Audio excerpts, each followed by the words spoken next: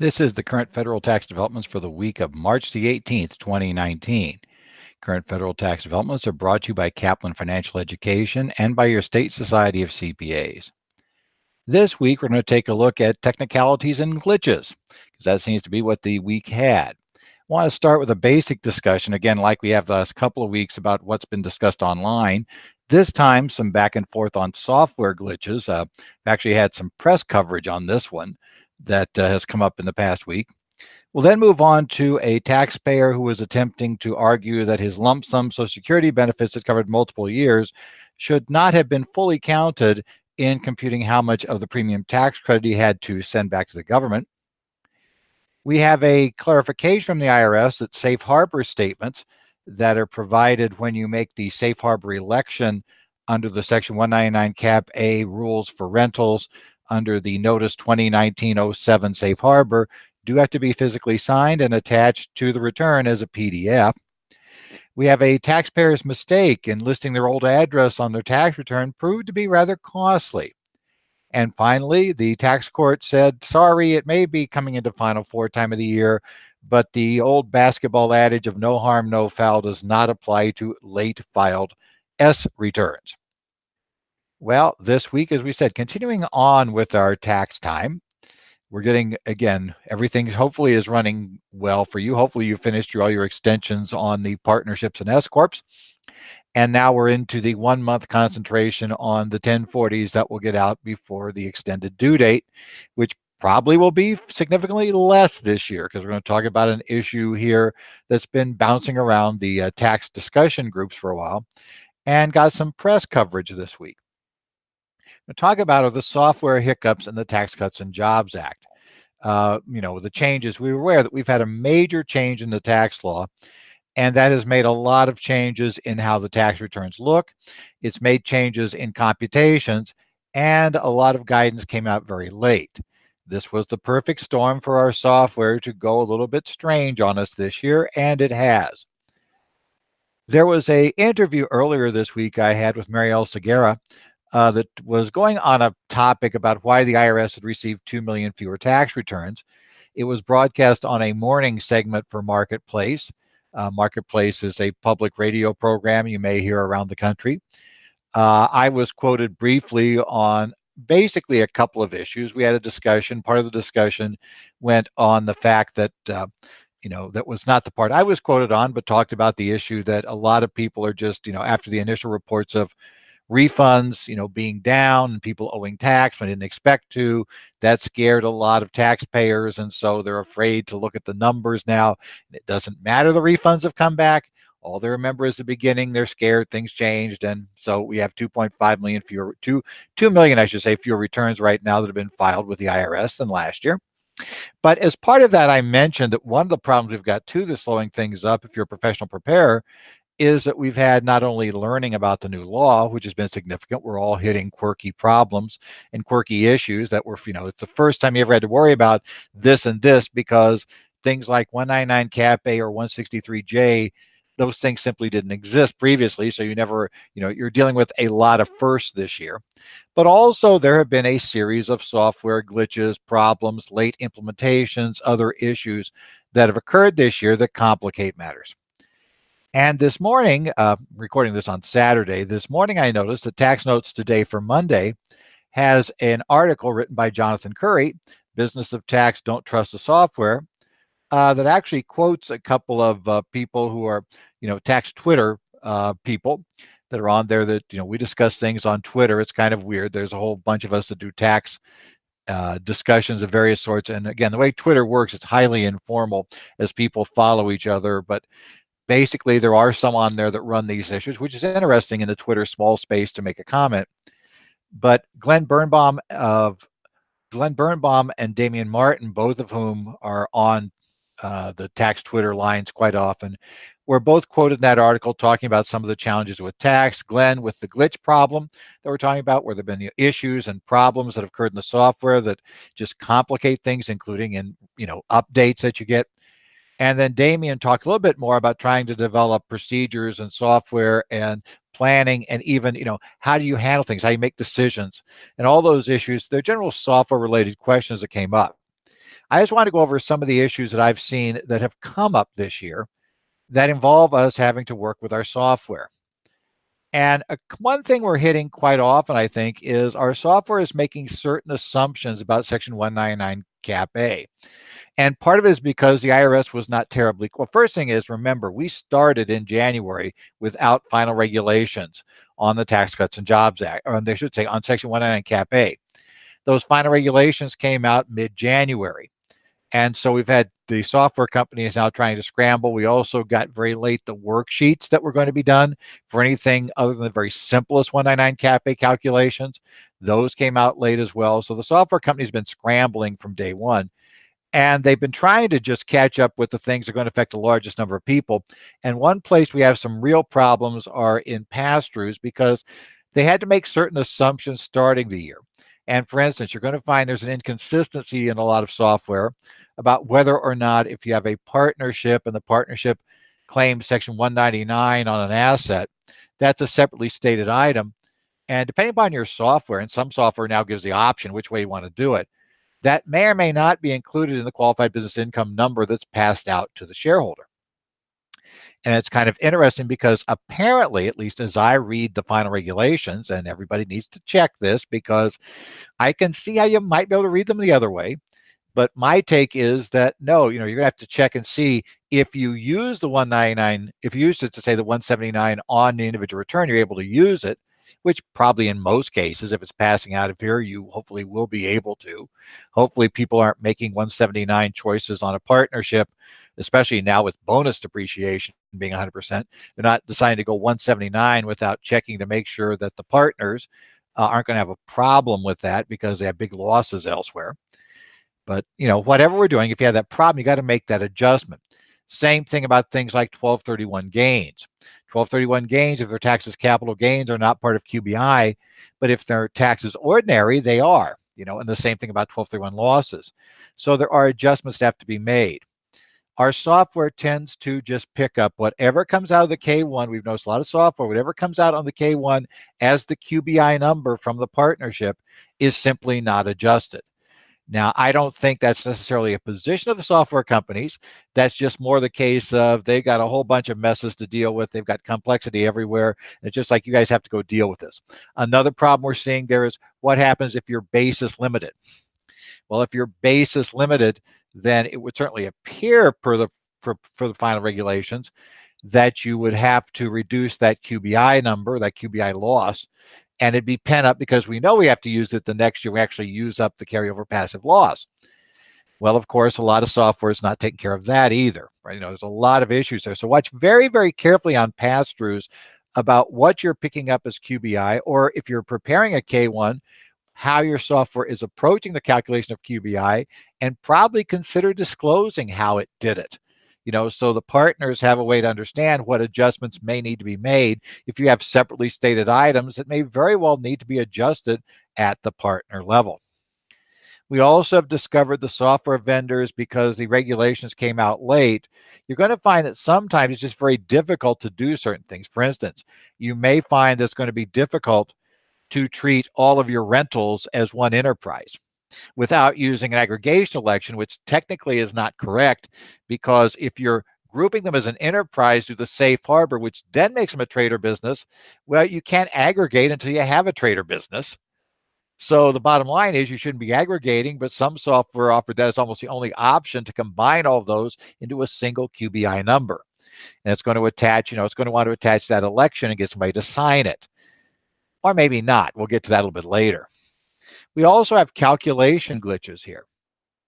That was brought up in the discussions.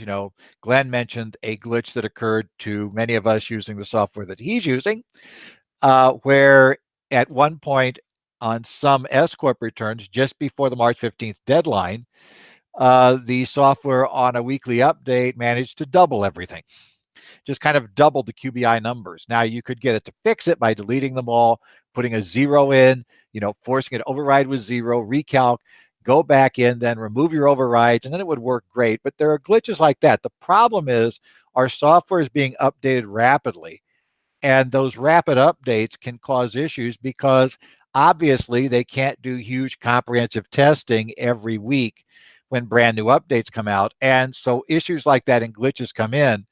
So it's becoming an interesting day when you install the new update and you suddenly reload a return that you were just about to do the final release and send it out and upload it for electronic filing. You may discover that something changed on the return and it's not obvious. It may have changed because it should have changed, or it may have changed because it shouldn't have changed, but that's a software glitch that we've got. It's a problem that we're there.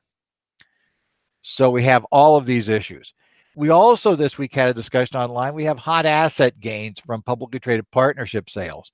Most software has trouble dealing with that. In fact, I think we discussed a couple of different software versions, ProSystem FX. I think we were talking about UltraTax in a discussion.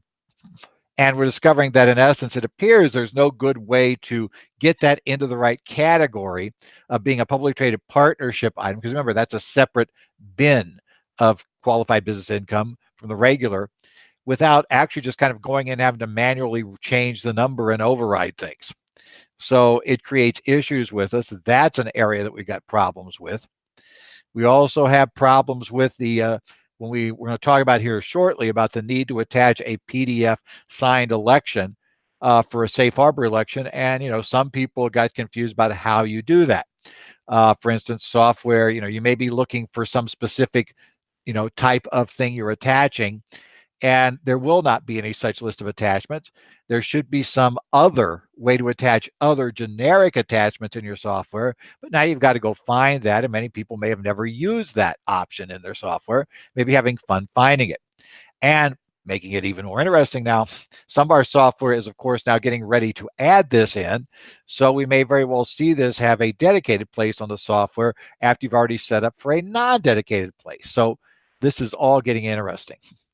And again, there are issues everywhere. We're seeing unique issues with 163J calculations, and maybe more specifically, what is or is not being passed out on a K1. Information about, is it computing and somehow passing out, which most are not.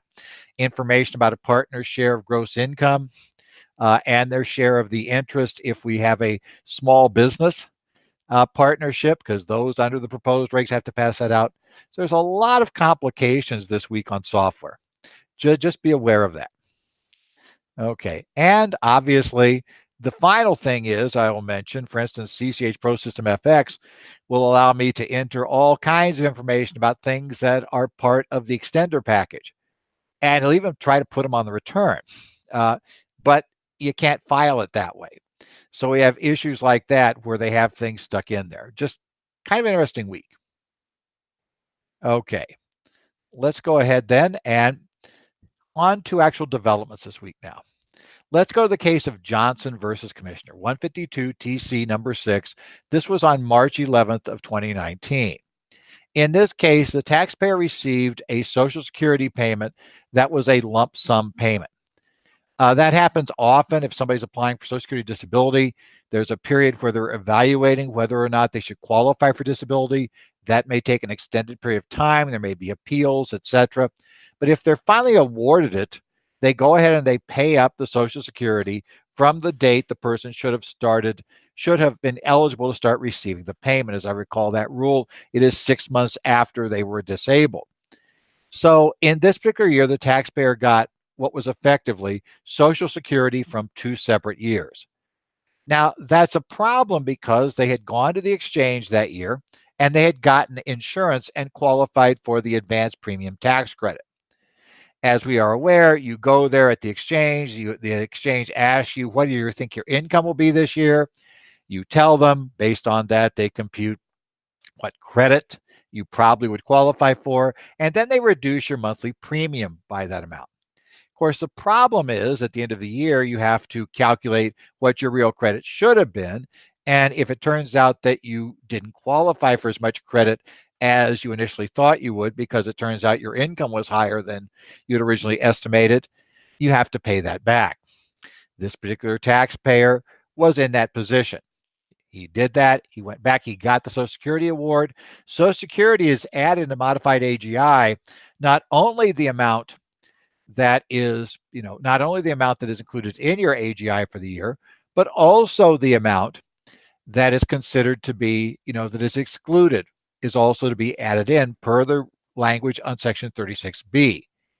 Well, in this case, what's happening in this case was there's a special rule at Internal Revenue Code Section 86C, and it allows you to basically reduce the amount you include in income if you get a lump sum. If you make that limitation, that you basically, for those that are in any lump sum payment that is attributable to a prior taxable year, and they make an election, the amount including gross income for the taxable year by the receipt of that portion shall not exceed the sum of increases gross income under this chapter for prior years, which would result from including. Long way of saying, you go back and figure out how much of this would have been in their income for last year.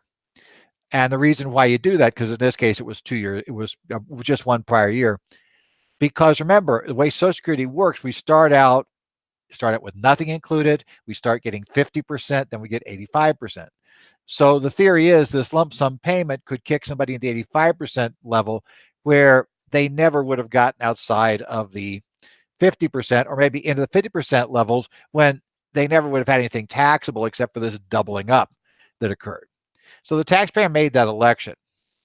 Now, having made that election, though, he still ended up with a problem that the IRS said, you still got to take that whole lump sum and add that in computing your modified AGI for how much of the premium tax credits you got to pay back.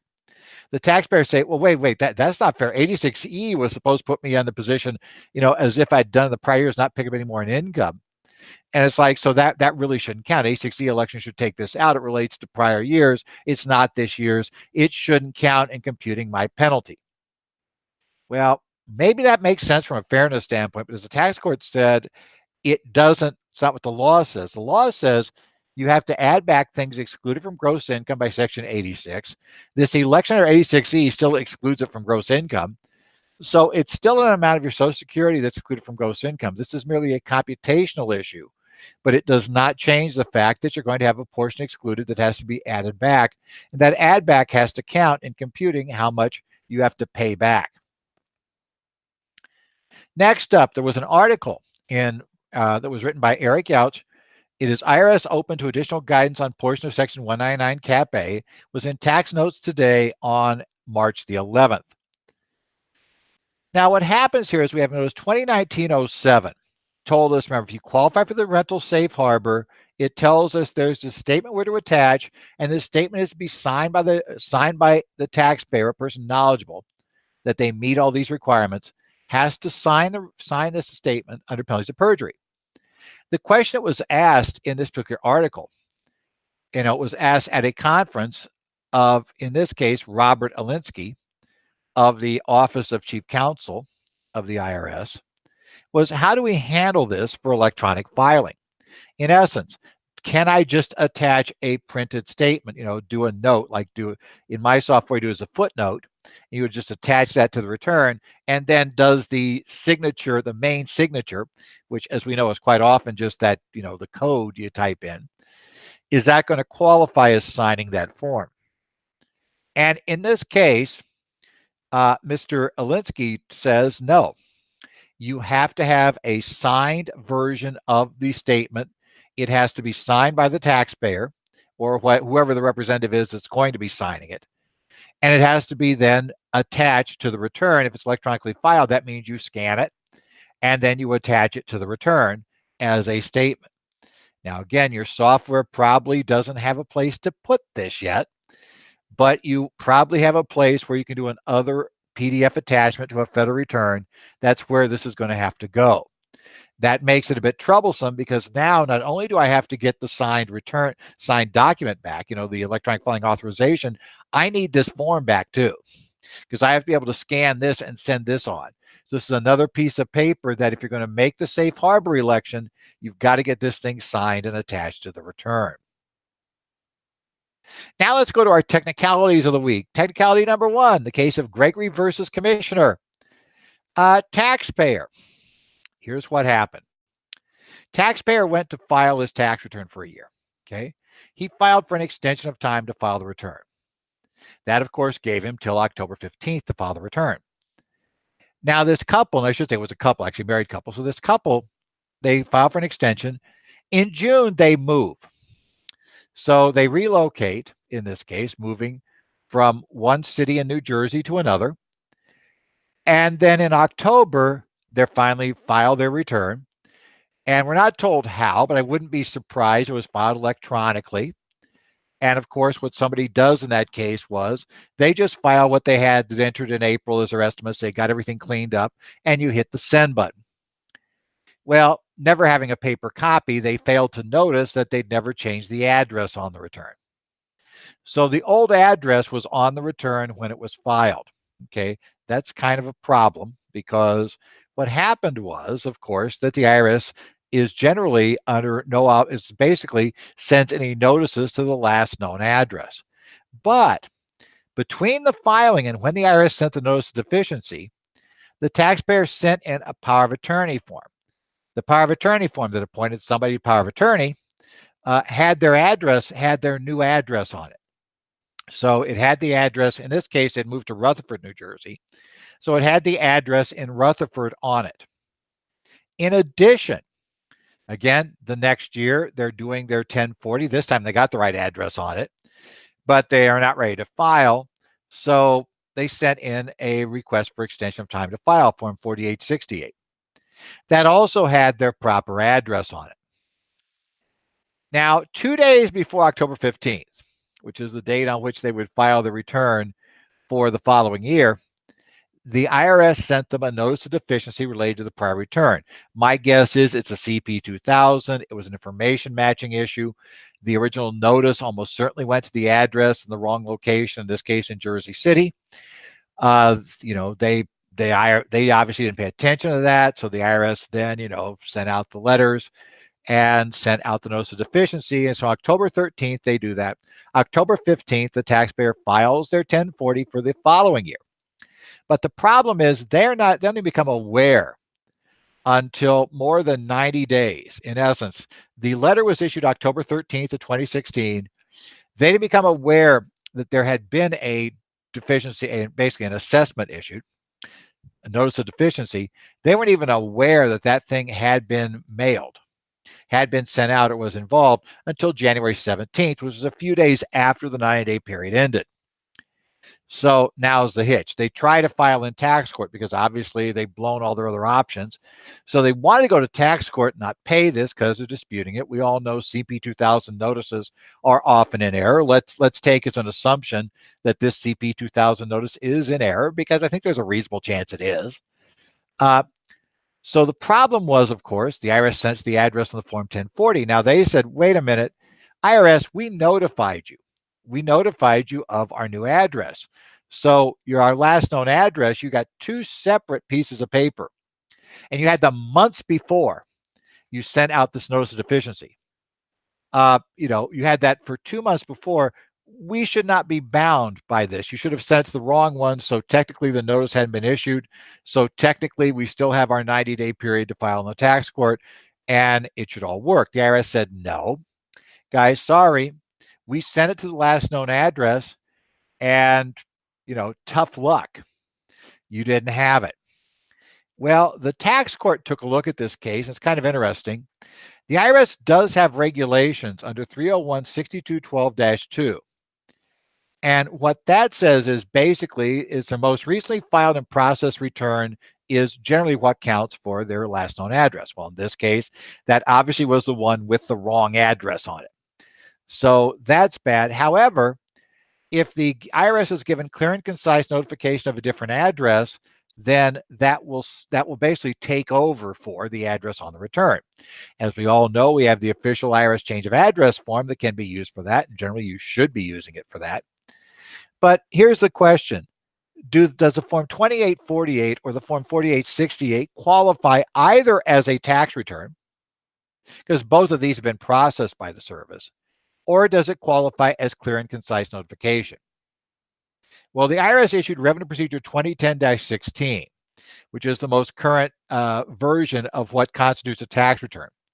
And neither the Form 2848 nor the Form 4868 is listed as a tax return in that list. In fact, it's specifically called out in Section 5.01 (4) of the Revenue Procedure that the term return does not include applications for extension of time to file a return or powers of attorney, the two very things they sent in.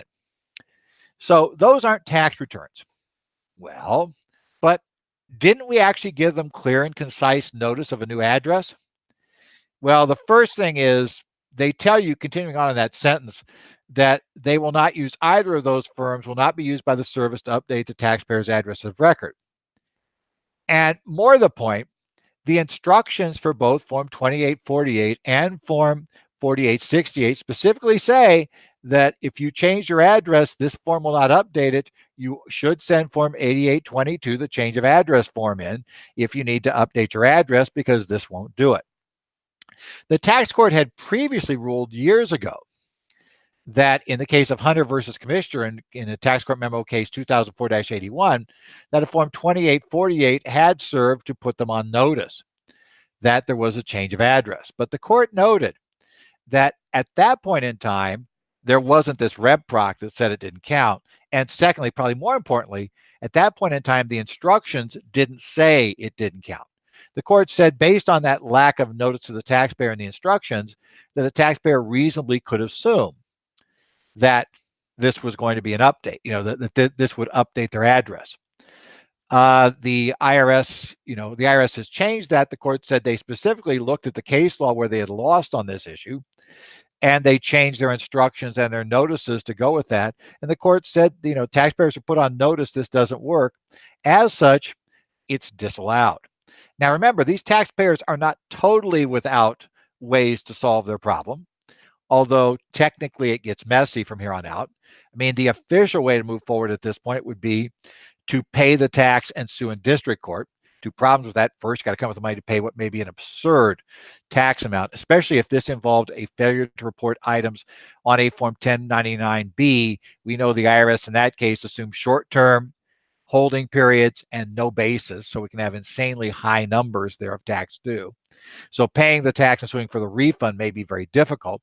Secondly, district court is very expensive to litigate in. Tax court is much less, tax court's not cheap, but it's much less expensive than district court generally. So that's fine. The other ways they could go for it, obviously, you can try for audit reconsideration. That, of course, is totally at discretion of the service. You could go for a collection due process hearing and try to get around it. That's other ways, but obviously they're not optimal ways to solve the problem, but they are available to the taxpayer. So the problem is, as the tax court would say, this is a matter of jurisdiction. And in a matter of jurisdiction, the tax court has to follow the intent, basically the language of Congress. So the tax court's not allowed to hear this case. This case would be appealed to the Third Circuit. The Third Circuit had a case even earlier than Hunter that allowed such a notice to be notified of a change of address. The Hunter case essentially, and that it said that Third Circuit case again predates this. So it's possible that Gregory may be able to convince the Third Circuit that, really this notice wasn't adequate with your concerns you had back when. But I have a feeling it may be a problem. In any event, even if they can win this, let's be honest, for our clients, we don't want to have our clients be in this position. So yeah, please warn your clients, file the change of address form, the 8822. That's the safest way to make sure you don't get caught out in this problem. And secondly, yeah, double check on your extension returns, especially these days with electronic filing and with refunds being deposited in the bank account or being drawn directly from the taxpayer's checking account. The address on the 1040 may not seem like it's a big deal. Nobody really pays much attention to it because it's not going to cause any problem until something like this happens. So just be careful. That's one of those things that's really easy on the October extension date to miss, that, yeah, we didn't update that address. Finally, this week, let's talk about, it's basketball time, right? The Final Four. We're going to get the NCAA tournament here. Well, let's talk about the concept of no harm, no foul. This is ATL and Sons Holding Inc. versus Commissioner 152 TC number 8, issued on March 13th of 2019. The taxpayer in this question failed to file for an extension to file time to file the S Corporation return, something a lot of you were filing just last Friday, right? You're all filing your extensions. Well, this taxpayer didn't file that. They did, however, for the year in question, filed a Form 4868 for their individual return. They owned 100% of the stock of the S Corp. The S corporation did file the S corp return before the March, or I should say, the September 15th due date that it would have been required to file, and they timely filed, before the extension expired, their individual return. Nevertheless, the IRS assessed the penalty against them and said, "Hey guys, we should have a penalty." The taxpayers argued, "Well, wait. This is a no harm, no foul situation, right?" In essence, every dollar of income was reported to the IRS. They received their tax exactly when they should have, or if there was any underpayment, we paid the interest, right? Everything was done the way it was. The IRS was not put in any worse shape than they would have been had we filed the return. And for that reason, we should be able to escape this penalty. Well, the tax court didn't buy that. The tax court said, no, the penalty was not on where the IRS got their money timely. The penalty is imposed on whether the information return was filed timely with the service. And regardless of whether the service is harmed, they said, and there are other reasons why you might consider the service harmed, but let's ignore that. Even if the service is not harmed, you still have an obligation to file that return timely. You failed to do so. Because you failed to do so, you owe the penalty. Now, interestingly enough, it turns out in this case, they did it a second time the next year. That year, the IRS waived the penalty. It's kind of interesting as to why the IRS waived it that year and not this year. But the court said it's irrelevant that they waived it the next year. Each year stands on its own. And the court did not said this is not reasonable cause for not filing an S election. That's not reasonable cause to say there's no harm to the service. Now, one other issue that came up, we discussed this a couple of weeks ago, right, in a case where they had done this. We did get back the issue of the supervisory approval. In this case, the IRS, much like in the Walquist case we discussed earlier, found that this was going to be an automatically calculated penalty in this situation. Because again, there was no supervisory approval of this. It's just simply, dollars per month.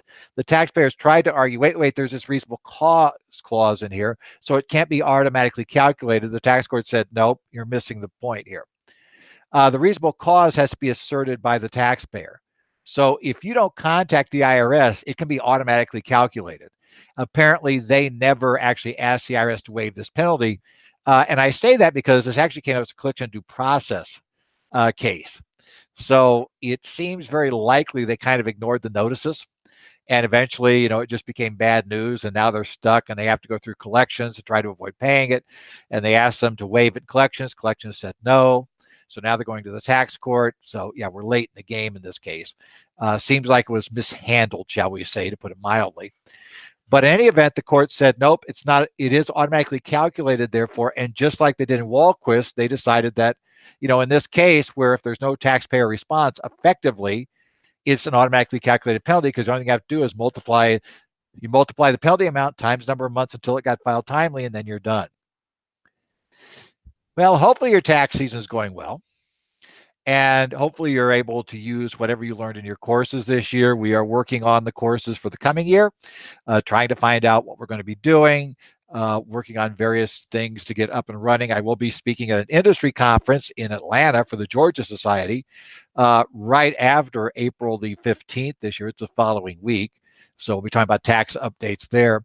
We're going to be starting with courses in May on a more standard structure, be doing those sorts of things. We'll be working on the course. Like I said, I'm working on that marijuana course, which is interesting. So that's going to be an interesting run. We'll have those things up and running this year, doing courses there. So in any event, take a look. When you finish tax season, be sure to take a look at your state society offerings. Hopefully, we'll come out and see us in one of those courses, either the accounting and auditing courses that Kaplan Financial Education is offering this year, or the ones in tax. I'll be doing mainly the tax courses this year. I think I have a couple of A&A courses I'll be teaching in various locations, but mainly tax. Come out, see us this year when those catalogs come out, and we look forward to seeing you there. This has been Current Federal Tax Developments for the week of March the 18th, 2019. Make the right year. You can catch our updates every week at currentfederaltaxdevelopments.com online as we post them, the written versions. If you have any questions or comments, send them to me, Ed Zollers at currentfederaltaxdevelopments.com. My Twitter handle is @EdZollers, and yes, you can follow the tax Twitter crowd there. You start following the right people and you'll find all these things. Lots of news breaks there. It's kind of an interesting place to go. If you want to really know what's happening in taxes, it's kind of an interesting place to follow. I also follow discussions that I mentioned every week on Reddit at r/taxpros. Also deal with the Tax Talk site with the California Society of CPAs. So I'm on there, and that is open to any CPA anywhere in the country that wants to sign up there. And you just have to get yourself into Yahoo groups and get going. I'm also part of the Connect site on 3 societies I'm a member of, the Arizona, New Jersey, and Minnesota societies. So I tend to look in there and see if there are questions going on. So you can catch me there if you're a member of one of those societies. Otherwise, we look forward to seeing you next week. We'll talk about whatever's been happening here in the area of taxes. I'm sure more will happen. And hopefully we'll keep our heads above water for the next week. You'll survive, and we'll see you back here next week on Current Federal Tax Developments.